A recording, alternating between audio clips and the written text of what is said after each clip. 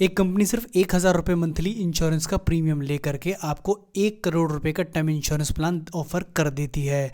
लेकिन फिर भी क्यों इंडिया में लोग इंश्योरेंस को स्किप कर दे रहे हैं? क्या भारत के लोग इमोर्टल यानी कि अमर हैं, या फिर इन्हें इंश्योरेंस की पूरी जानकारी नहीं?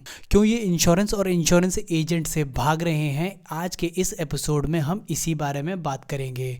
तो अगर आप एक इंश्योरेंस एजेंट हैं या फिर एक कस्टमर हैं तो हो सकता है ये वीडियो आपके काम का। झटपट से इसे लाइक कर दें और हम समझते हैं डिटेल में कि इंडिया में लोग इंश्योरेंस क्यों नहीं करा रहे हैं। तो ईडलवाइज इंश्योरेंस कंपनी की एक सर्वे में ये पता चला है कि लगभग 78% भारतीय जो अर्बन क्षेत्रों में रहते हैं उन्होंने इंश्योरेंस करा रखा है, और मोस्टली उनका इंश्योरेंस उनकी एम्प्लॉयर कंपनी के द्वारा दिया हुआ है। लेकिन अगर यही आंकड़े गांव में देखे जाएं तो लगभग 7 से 8% ही लोग इंश्योरेंस में कवर्ड हैं। अब इतना लेस नंबर ऑफ कवर होने का एक पर्टिकुलर कारण तो ये हो सकता है कि लोगों में इंश्योरेंस की अवेयरनेस नहीं, और या फिर ये भी हो सकता है कि इंश्योरेंस कंपनी के ऊपर लोगों का ट्रस्ट ही नहीं। देखो, वन बाय वन हम सभी फैक्टर्स को जानेंगे, जिसमें कि हमारा पहला फैक्टर ये है कि लोगों को कंपनी पर फेथ इश्यूज हैं।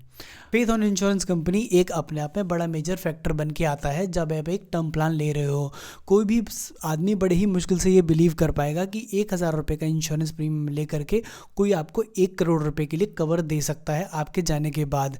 तो मोस्टली जो हमारे भारतीय परिवार हैं वो रूरल एरियाज में रहते हैं और उनके घर में बहुत ही कम एजुकेटेड लोग होते हैं। ऐसे में जब वो इंश्योरेंस ले भी लेते हैं तो उन्हें ये डाउट रहता है कि उनके जाने के बाद क्या उनका इंश्योरेंस का क्लेम मिल भी पाएगा कि नहीं।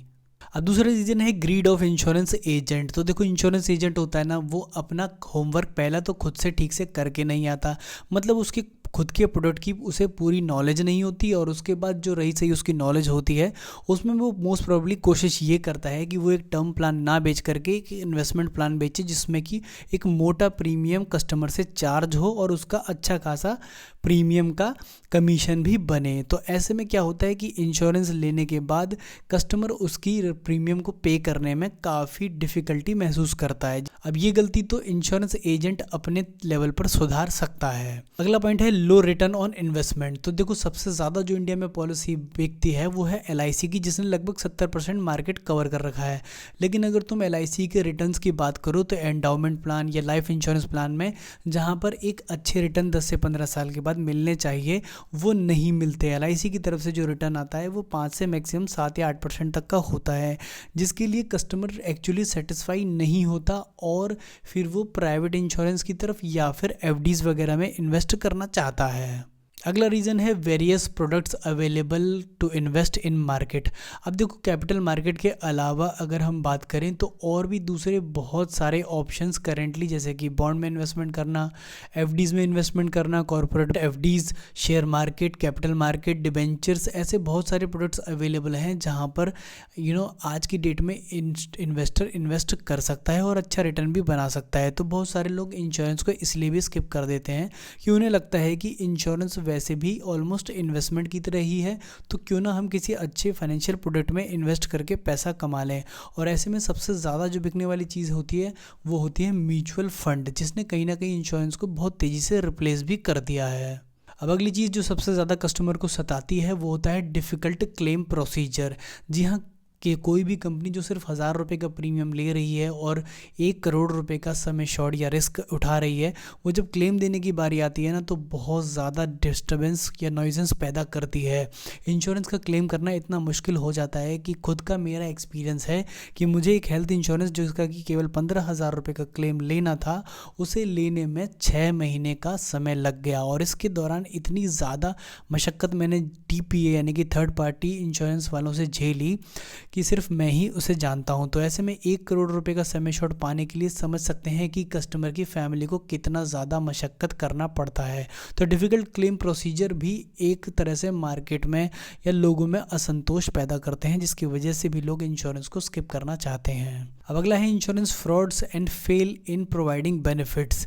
यानी कि इंश्योरेंस कंपनी जब खुद से फेल हो जाए इंश्योरेंस का क्लेम देने में। बहुत सारे क्लेम्स ऐसे होते हैं जिसे इंश्योरेंस कंपनी धोखाधड़ी या चालाकी से या कुछ गलत तरीक़ों से रिजेक्ट करने की कोशिश करती है। इस केस में इंश्योरेंस कस्टमर का बहुत ज़्यादा फेथ लूज़ हो जाता है कंपनी के ऊपर। साथ ही कुछ ऐसे कस्टमर भी होते हैं जो कि धोखे से क्लेम लेना चाहते हैं, या फिर वो इंश्योरेंस ही इस पर्पज़ से कराते हैं कि जब वो बीमार हो जाते हैं और कुछ चीज़ों को स्किप करके इंश्योरेंस कराना चाहते हैं। ऐसे में जब इंश्योरेंस का क्लेम नहीं मिलता तो वो इस चीज़ को गलत तरीके से पब्लिसाइज करते हैं और पब्लिक में एक रॉन्ग मैसेज जाता है कि इंश्योरेंस कराने के बाद भी क्लेम मिलने की कोई गारंटी नहीं है। तो ये थे कुछ फैक्टर जिनको शायद इंश्योरेंस कंपनी या एजेंट अगर सुधार ले तो हो सकता है कि फ्यूचर में इंश्योरेंस की ग्रोथ काफ़ी अच्छी दिखने लगे।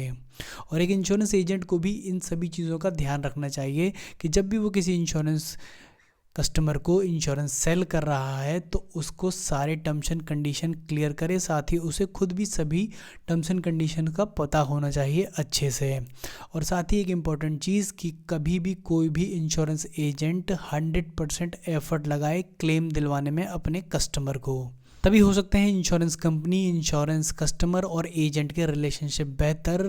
और अगर ये वीडियो अच्छा लगा हो तो आप इसे लाइक करेंगे और मेरे चैनल को सब्सक्राइब करेंगे। तब तक के लिए थैंक यू सो मच।